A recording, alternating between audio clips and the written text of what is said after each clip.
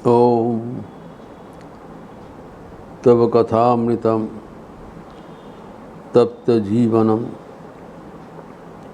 कविभिरीडितं कल्मषापहं श्रवणमंगलं श्रीमदाततं भुवि गृह्णन्ति ये भूरिदा जना।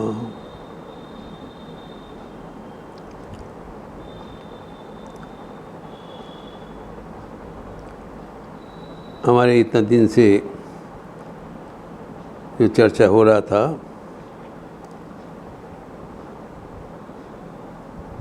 ठाकुर के साथ मास्टर मशाई का शैम्पू गुरबाडी के जो घटना हुई थी उसके अनुसार श्री रामकृष्ण ने मास्टर मशाई को बोला था तो महेंद्र लाल सरकार को अवतार को बारे में बोलना। उसी के अनुसार गई 24 जुलाई से मोर देन अ मंथ हम लोग उसी का विस्तार कर रहे थे कि श्री रामकृष्ण क्यों अवतार तत्व का प्रकाश करना चाहा। लक्षणीय है जब श्री रामचंद्र दत्त प्रमुख श्री रामकृष्ण के अवतार बात प्रचार करने के लिए सक्रिय अंश लिए थे तब ठाकुर ने उनको माना किया।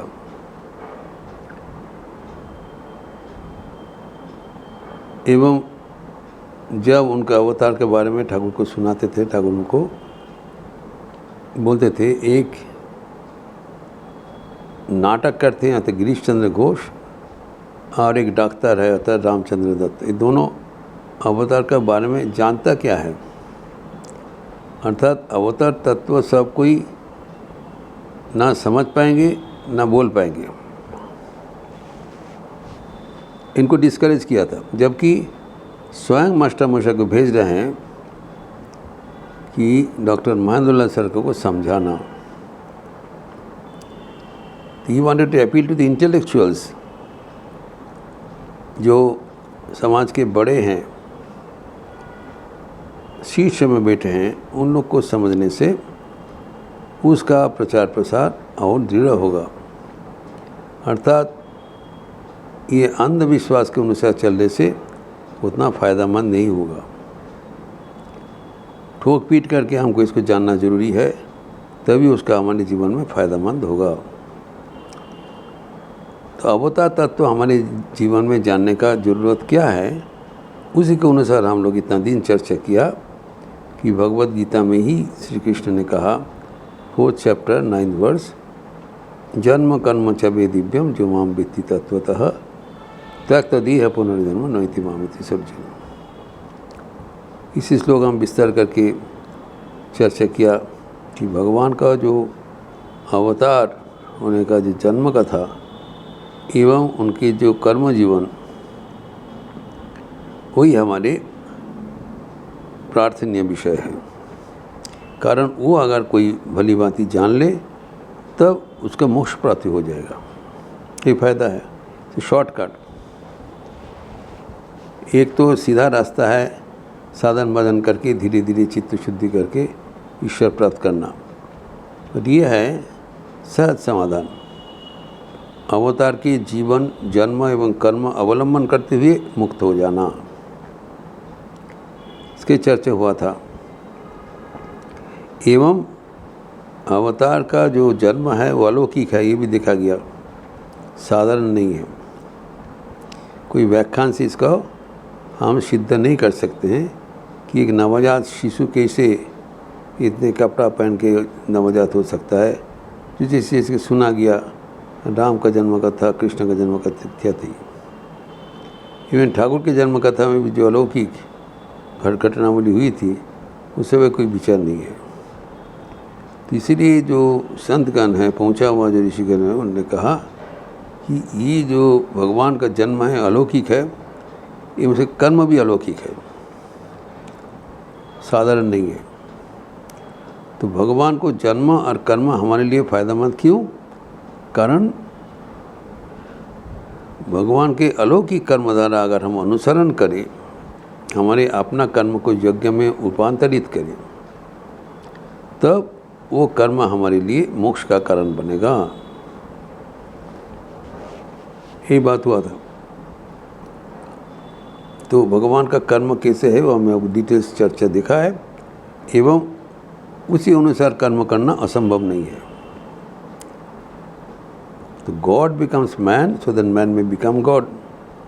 भगवान का आगमन होता है ताकि हम उनको अनुसरण करते हुए हम अपने को देवत्व में प्रतिष्ठित कर सके। हमें कभी ये भूलना नहीं चाहिए कि हम भी भगवान, हम संसार के नहीं हैं, हम जड़ नहीं हैं, हम चेतन हैं, हम भगवान के अक्षर स्वरूप है। ईश्वरांश जीव अविनाशी, चेतनामूल सहज सुखराशि। हम ईश्वर के संतान हैं, ईश्वर के अंश है, अब अविनाशी जीव। तभी ये जो इन्होंने बताया कि अपने जो कर्म राशि है वो अगर भगवान के स्वरूप कर्म राशि हमारा हो, निष्काम हो, तब हमें ज्ञान प्राप्ति हो जाएगा। तो ज्ञान प्राप्ति का जो रहस्य है वो आखिर में हम लोग चर्चा किया था। श्रद्धावान लभते ज्ञानम तत्पर संयतेन्द्रियः। ज्ञान अगर श्रद्धा की सवकार ज्ञान प्राप्ति हो जाने से तब सबके साथ छुटकारा मिल जाएगा एवं बराबर के लिए शांति समृद्धि मिलेगा। तो श्रद्धा किसको कहलाता है वो भी हम लोग चर्चा किया है। तो लेट अस रिव्यू में बोला है कि गुरु वेदांत वाक्येषु अतीव विश्वासः इति श्रद्धा। प्रत्यक्ष होने से जिसे हमें विश्वास करते हैं, वैसे ही नहीं प्रत्यक्ष होने पर भी भगवान का जो जन्म एवं विचरण, इसके बारे में अगर किसी को तत्वतः जान लेते हैं तो उसका भी और पुनर्जन्म नहीं होगा।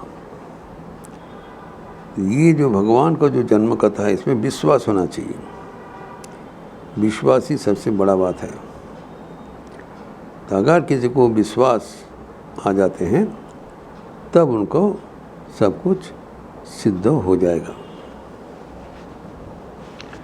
इसीलिए भगवान श्री रामकृष्ण ने एम को महेंद्रनाथ सरकार को बताया कि अवतार का बारे में उसको समझना, उसको समझाना, ताकि ये विश्वास योग्य चीज़ है।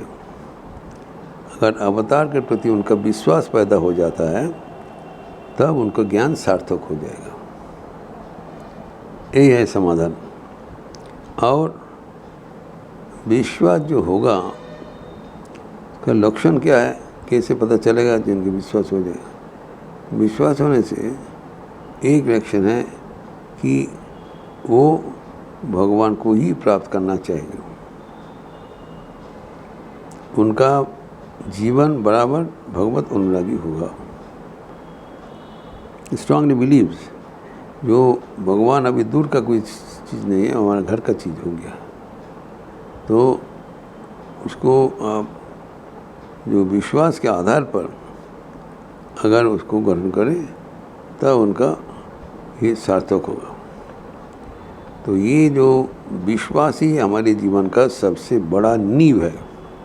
फेथ ही आध्यात्मिक जीवन का आधार है।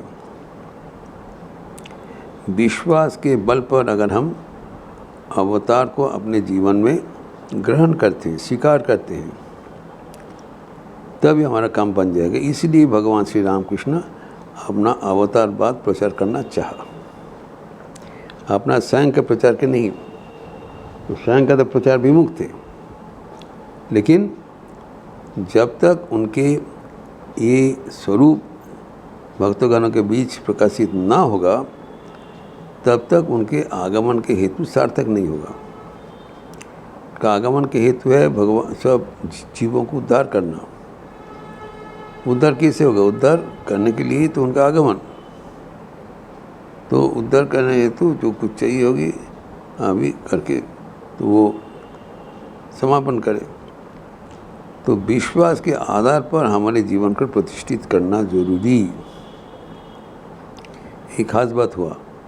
इसलिए भगवान श्री रामकृष्ण ने एम को निर्देश दिया कि तुम योगी ये बोलवे, because he was a genuine seekers of truth. क्यों उसको चुन लिया? कि जो भगवान को जानने चाहते हैं भगवान उसका वो जिज्ञासा पूर्ण कर देते हैं। इसे बताया तद्विधि प्रणिपात है ना, परिप्रश्न न सेवाया। जो जिसका भगवान के प्रति वो अनुगत है, प्रणिपात है, और ये जिसका मन में वो जो चिंतन है, प्रश्न है, एवं तीसरा जो सेवा करते हैं। तो ये जो उनका जो भगवान के प्रति जो उनका जो लगन है, स्वीकार है, श्रद्धा के बल पर आधारित है। जो गिरीश चंद्र घोष, उनका कोई तर्क वितर्क का अवकाश नहीं है। जब वो श्रद्धा साकार विश्वास कर लिया बस उनका काम खत्म। तो हमें जब तक भगवान के प्रति विश्वास नहीं पैदा होता है, और विश्वास पैदा हुआ वो कैसे पता चलेगा ना? हमारे जीवन शैली, जीवन का परिवर्तित हो जाएगा। तत्पर संजतेंद्रिय दिखाई पड़ेगा। जब ऐसी अवस्था दिखाई पड़ेगा, मन में भी सिर्फ जो भगवान को स्वीकार करने के लिए, वर्ण करने के लिए हमारा होना चाहिए ये समर्थ है, बस तब भगवान का आगमन सार्थक होगा। तो भगवान चाहते हैं कि उनका आगमन सार्थक हो। जिस पर्पस से आए थे, उद्देश्य क्या है? जीवों को उद्धार करना, सबको स्टॉक एंड बैरल उद्धार करना। इसलिए प्रचार उनका ज़रूरत है। स्वामी विवेकानंद कहा करते थे, एवं मठ रूल्स में भी वो लिपिबद्ध किया है, तो प्रचार संघ की जीवनी शक्ति है। अतएव कभी प्रचार से विरत न होना चाहिए, प्रचार जारी रखना चाहिए। प्रचार जारी रखने से हम लोग दिखाते कि भगवान के चरणों में मिलित हो गए, उससे हमारा काउंसिलर हो।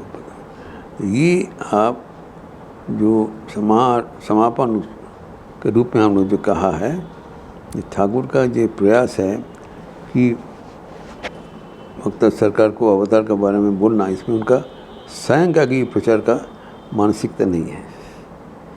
वो तो प्रचार विमुख थे, लेकिन उनका आगमन का जो हेतु है, जो अवतार का जो बारे में जो जानकारी, वो जितना अधिक हो सके उतना ही अच्छा है। और जब हम श्रद्धा सहकार भगवान को अपने जीवन में ग्रहण कर लिया, तब हमारे श्रद्धा का निदर्शन है हमारा जो इंद्रिय संयम का भाव, एवं हम तत्पर है। तो ये किसको परिभाषा में कहा गया है, योग कर्मसु कौशलम। हमारे आचरण में, हमारे कर्म पद्धति में आमूल परिवर्तन हो जाएगा, तभी अवतार का आगमन सार्थक होगा हमारे जीवन में। इस प्रसंग को और भी आगे बढ़ाते हुए हम लोग अगले दिन चर्चा करेंगे। ओम शांति शांति शांति। हरि ओम तत्सत। श्री राम कृष्णार्पणमस्तु। आज शुक्रवार का अवसर है।